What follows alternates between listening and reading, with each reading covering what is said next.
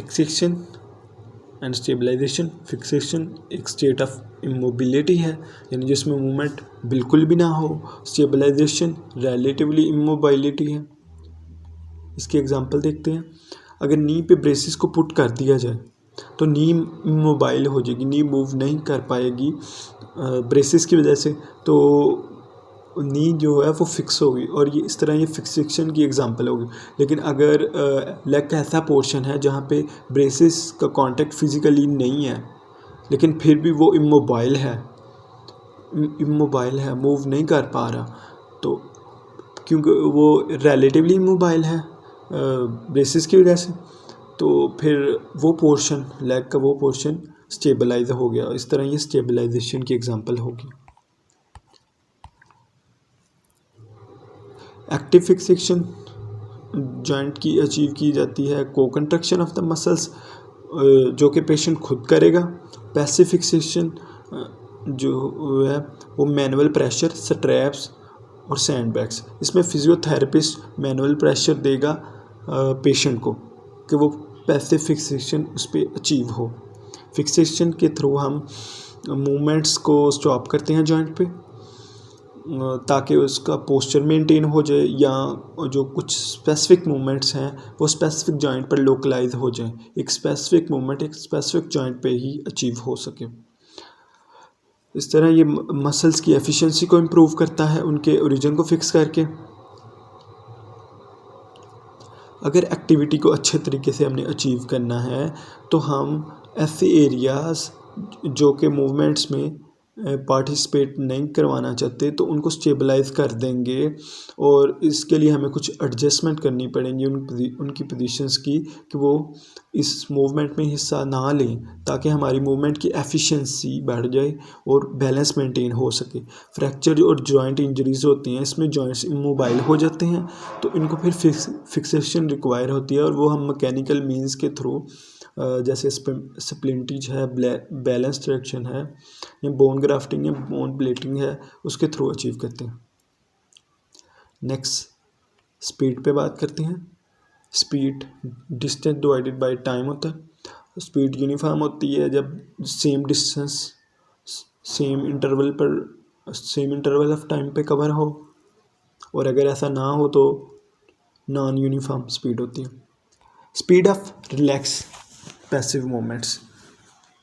जो passive movement है उसको उसकी परफॉर्मेंस के लिए जो स्पीड होगी वो स्लो और यूनिफॉर्म होगी, ताकि रिलैक्सेशन को मेंटेन किया जा सके। Speed of active exercises normal speeds.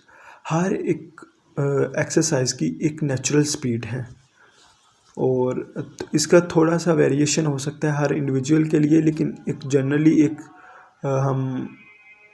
Natural speed जो है वो एक कॉमन ही होगी हर एक के लिए, और उसी पे ही हमें एक्सरसाइज को करवाना चाहिए नेचुरल स्पीड पे। अच्छा, अब एक्सरसाइज का इफ़ेक्ट्स को अगर हम मॉडिफाई करना चाहें तो हम नेचुरल स्पीड है इसको थोड़ा सा अल्टर करके हम इफ़ेक्ट्स को चेंज कर सकते हैं, मॉडिफाई कर सकते हैं। नेक्स्ट रिड्यूस स्पीड पे बात करते हैं। अगर स्पीड को रिड्यूस कर दिया जाए तो जो एक्सरसाइज होंगी फिर वो टाइम लगेगा, यानी कि उनको एक्सरसाइज अगर हम करवाते हैं या करते हैं तो फिर टाइम लगेगा उस एक्सरसाइज को कंप्लीट होने के लिए। तो फिर जब स्पीड स्लो हो जाएगी तो ज़्यादा एफर्ट लगानी पड़ेगी, ज़्यादा मसल वर्क करना पड़ेगा, और ज़्यादा कंट्रोल से करना पड़ता है। इस तरह अगर स्पीड डिक्रीज़ हो जाएगी और मूवमेंट्स भी हम बार बार रिपीटेडली कर रहे हैं तो फिर टाइम ज़्यादा लगेगा, और फुल रेंज अचीव करने के लिए हमें फिर एक टाइम इंश्योरेंस की ज़रूरत पड़ेगी, टाइम काफ़ी लगेगा। इसकी सादा सी एग्जांपल ये है कि अगर आप एक वेट को जल्दी से उठा लें, क्विकली उठा लें, तो वो आपको इतनी एफर्ट नहीं लगानी पड़ेगी। लेकिन अगर आप एक वेट को स्लोली उठाते हैं तो आपको ज़्यादा फोकस करना पड़ेगा उस वेट को उठाने के लिए, और ज़्यादा एफर्ट लगानी पड़ेगी। इंक्रीज स्पीड अच्छा, जब स्पीड बढ़ा देंगे यानी मूवमेंट जो होंगी वो रैपिडली परफॉर्म करेंगे तो फिर भी मसल एफर्ट ज़्यादा लगानी पड़ेगी। और इसका ये एक बेनिफिट होगा कि एक मोमेंटम गेन हो जाएगा, क्योंकि ज़्यादा स्पीड होगी तो आपको पता है मोमेंटम मास बाय वेलोसिटी का प्रोडक्ट है।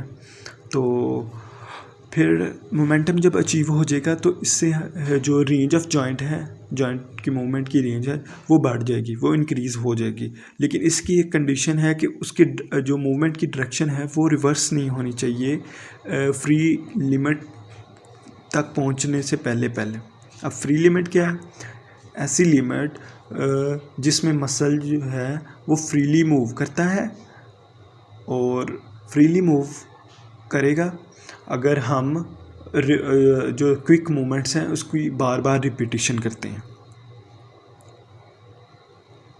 अगर बार बार रिपीटिशन की जाए तो क्विक मूवमेंट्स की, तो फिर एक फ्री लिमिट अचीव हो जाएगी और मसल जो होगा फ्रीली मूव करेगा उसमें। एक्सरसाइज जो हम क्विकली परफॉर्म करवाएंगे वो यहाँ करेंगे वो स्टिमुलेटिंग तो होती हैं, लेकिन वो इनका ये एक इफ़ेक्ट नेगेटिवली आ सकता है कि बाज़ औक़ात वो ट्रिक मूवमेंट्स ये में इन्वॉल्व हो जाती हैं। ट्रिक मूवमेंट्स क्या हैं? ऐसी मूवमेंट्स जो कि अननेचुरल हैं। हर एक मूवमेंट का एक नेचुरल पैटर्न होता है, अगर वो पैटर्न डिस्टर्ब हो जाए या फिर उसमें चेंज आ जाए तो वो ट्रिक मूवमेंट बन जाती है। इस तरह अगर ट्रिक मूवमेंट हो जाती है रैपिड एक्सरसाइजेस की वजह से, तो फिर फुल रेंज जो है मूवमेंट वो अचीव करना मुश्किल हो जाता है। Next, velocity.